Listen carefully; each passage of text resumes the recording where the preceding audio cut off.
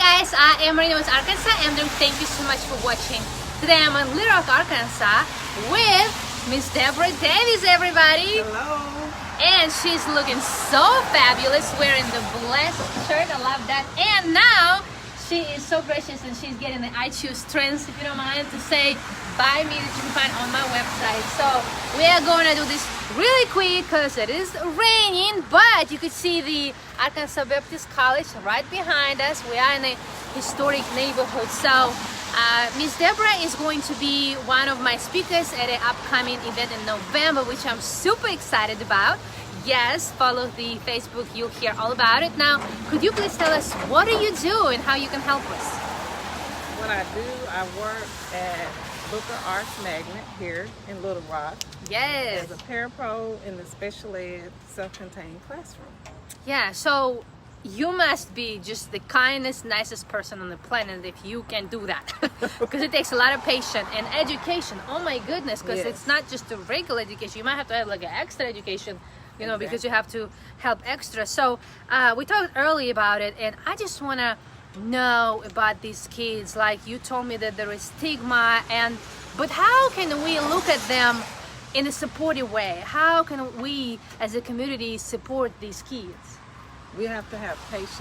Okay. We have to understand that they're human and they seek approval, they seek guidance, and they seek the type of guidance that has structure.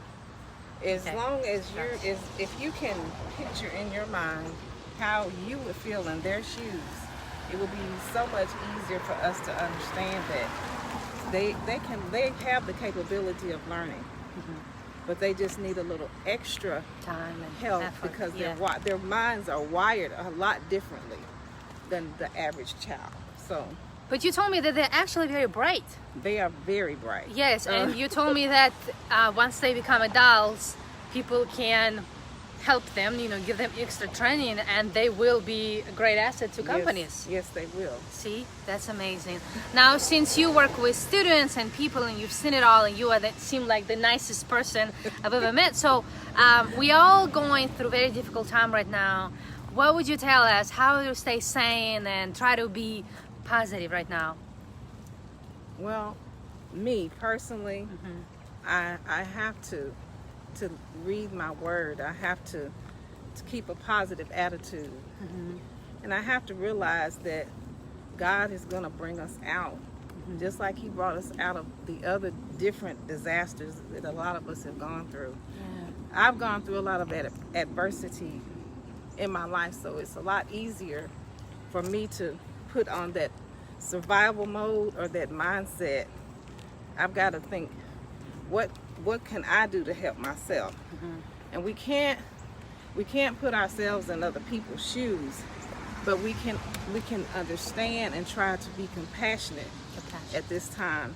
Yes. Because there's so many people that are in worse situations than ourselves are in.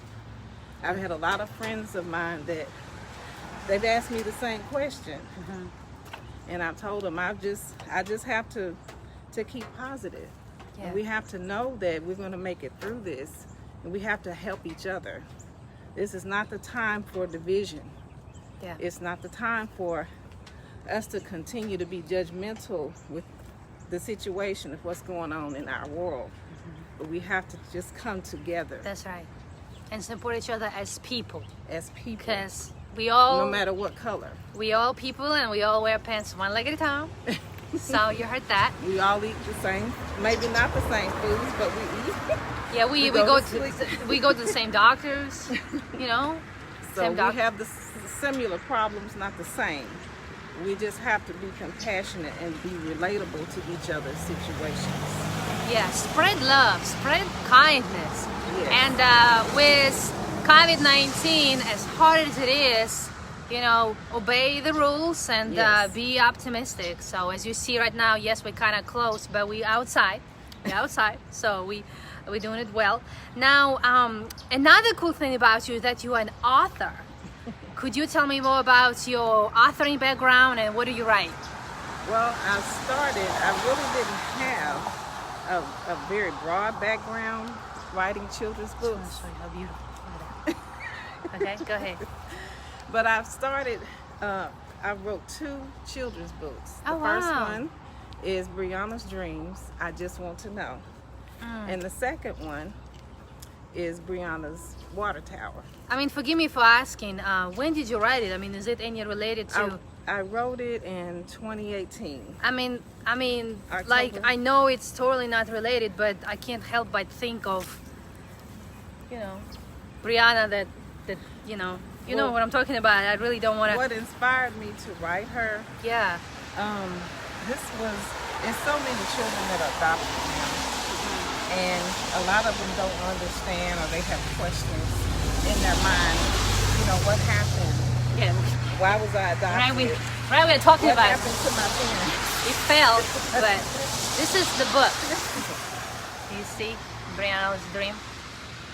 Yeah. So what happened to your parents? Well, this is, it's not really, it's kind of a sad story because she really still doesn't know who her parents are. So in a children's book, you know, you have to have a positive outcome. And really it's a true story. It's about me and what happened when I was a child.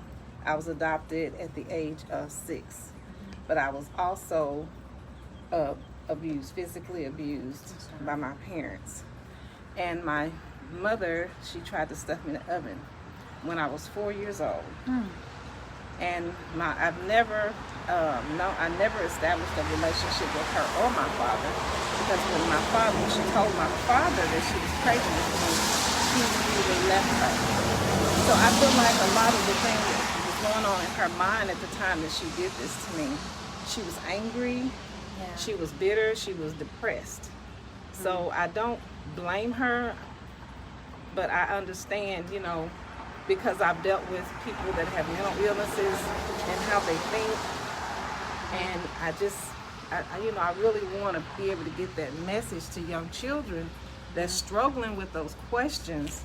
It's okay to ask questions. It's okay to understand that just because you don't know who your parents are, that doesn't mean that you're less of a person, or, you know, that they still can be great people in society. Because a lot of people, they give them that label or that stigma. You're gonna be just like your parents. They're not, they're not this, they're not that. But I have proven, and I weighed the statistics. I have my bachelor's in social work. I do have my master's in rehab counseling and adult ed. My children, I have 2 children, and you know, everybody has different difficulties in the situation with their families, but I try to look at the positive side of every situation. That's right. Because it's something that you can learn from, even through the difficult times. You can still learn something from it. That's right. So I try to see that as a teacher or as a para. I worked as a Head Start teacher as well, and I would always get the ones that just seemed like their behaviors was out of the water. But I always try to understand that child and try to see what the root of the problem is. A lot of times we don't see the root of why they behave the way they do, and we're so quick to label them, they're bad, but it's something they're going through. And that's their way of expressing what they're feeling, but they can't really get it out the right way to where we can understand. So, yeah, they're smarter than what we think. That's right. And we just have to really look at the signs and really pay attention to what they're saying. Because they're not just saying something just to be saying it or just to act out, but they're just trying to talk or say something to get somebody to hear them. That's right. They want to be heard. And I'm glad that you're the one who is hearing them and helping them, and you really take them for who they really are, not who they're trying to portray as they're like this bad kid, I'm a cool kid, but there is their heart inside that is yearning for love. Right. And I'm glad that you're not just a teacher who's, you know, getting a paycheck and going home. Like, you really cares. You really care. Because these are the children of our future, and if we don't take up the time with them to help them, who will? Yeah, that's right. Thank you so much for doing it. Thank you for putting all this wisdom into children's books, because I'm sure there are children out there who, you know, sadly probably have gone through what you have, and when they read that book, hopefully they will imagine that there is a brighter future in spite of Yes, everything ma'am. they went through. So thank you for putting it in books, and thank you for being so supportive and speaking around, and that's Yes, why you're going to ma'am. be one of my speakers. Now, how can people find you? Okay, I'm on Facebook, Debra Ann Davis. I'm on Twitter, Debra Dave. I'm on Instagram as well. Yeah, thank you. We want to wish you best of luck as you grow and write many more books and help thousands of children as you have. And I'm super excited to get to know you. You as one sweet soul, and we just connected, and I feel like I'm making a lifelong friend. So we want to wish you best of luck. Thank you for your time talking to us today. Stay safe, and we'll talk to you guys later. Bye. Bye.